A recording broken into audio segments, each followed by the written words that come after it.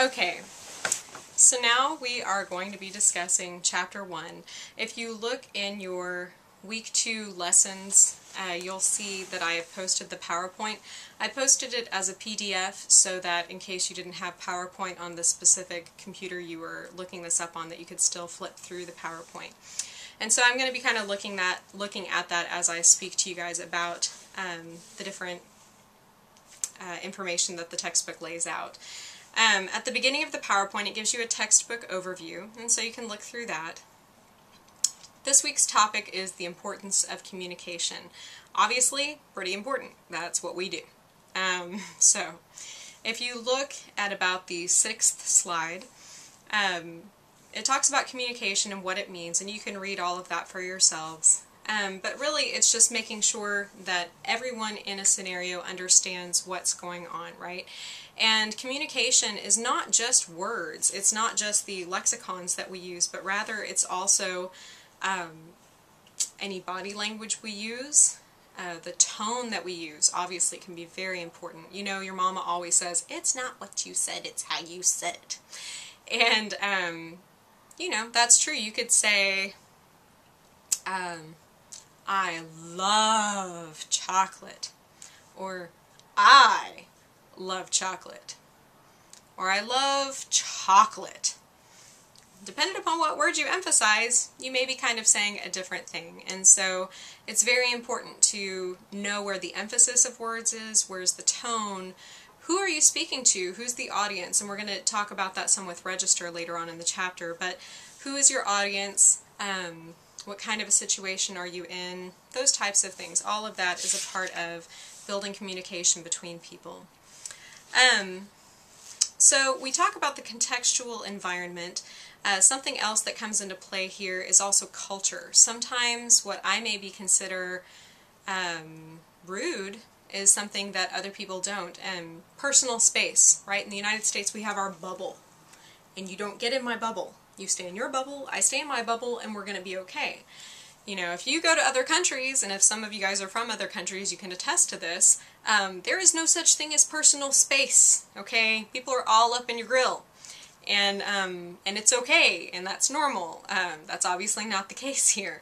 And so it's really important to know, is someone trying to be rude, or is that just their culture? You definitely don't want to misconvey information as you're interpreting because of your own biases, because of your own schema. Schema is your background knowledge. It's what you have from growing up. It's what you have just as a person, as everything, all of your experiences and knowledge built into you. You can think of other words that have schema in it, like schematic, like a schematic for a building. It's the framework. It's the framework from what you're working within yourself to express your different concepts and ideas. And so we'll mention schema quite a bit throughout the course as well. One of the first things that your chapter talks about is physiological, psychological, and external noise. External noise is obviously just external noise. I mean, the AC is too loud, someone's coughing, someone's tapping their pencil, just anything that's actual physical external noise is considered to be external noise. And that definitely can influence your interpreting situation. In addition to audiological noise, external noise can also refer to anything that's visual noise. So a light that's flickering, or a really bright background that's hard to see, or any of those types of things can still be considered external noise. Next we talk about physiological noise, which means any kind of bodily concerns that you may have. Maybe your tummy is growling because you're hungry, your head hurts. Just anything that's bothering you physiologically or medically, that could be considered physiological noise. And you know, if you've ever been in a lot of pain or anything like that, that really can bother you, and it could be all that you're dwelling on. If you're hurting badly enough, it's going to be hard to focus in on anything other than that pain. So it definitely is noise of a sort. And then psychological noise is definitely anything that's bothering you. I don't just mean hearing voices in your head, although that may be your psychological noise. But you know, just any kind of stress that you're experiencing, anything that you're dwelling on, I'm probably not going to be interpreting as effectively if all I can think about is the fact that our assignment has run over, and if I don't go get my kids by 4 o'clock, they're going to call CPS on me at the daycare. You know, I mean, that would be a form of psychological noise. It's all I can think about while we're at the assignment. Just any kind of internal stress. If you're going through a divorce, if you're going through chemo, if you're going through any of these types of things, it may be even, in that sense, a combination sometimes of physiological and psychological stress. And so it's definitely something that we have to keep in check and make sure that it's not influencing our interpretation. And at times, even figure out what we can do to remedy that noise. Let's see, next, if you'll look at slide 7, this slide mentions communication, that words and signs are never an exact representation of ideas being expressed. It's imprecise at best. And yet it's how we primarily build our relationships. Everything is from a perspective, though, and it's from a perspective of our own schema, from our own culture, from our own knowledge. Everything is in that. In some classes, when I do this in a person-to-person or a face-to-face format, I will show a picture of the Charlie Brown Christmas tree. And most people who are here from the United States know exactly what the Charlie Brown Christmas tree is. It's just this sad-looking little bent-over tree with one little ornament on it, you know, and it's barely got any leaves or anything on it, you know, and anyway, it's just a very sad-looking tree. I was talking to my friend from Mexico before, and I was like, man, that tree looks like a Charlie Brown Christmas tree.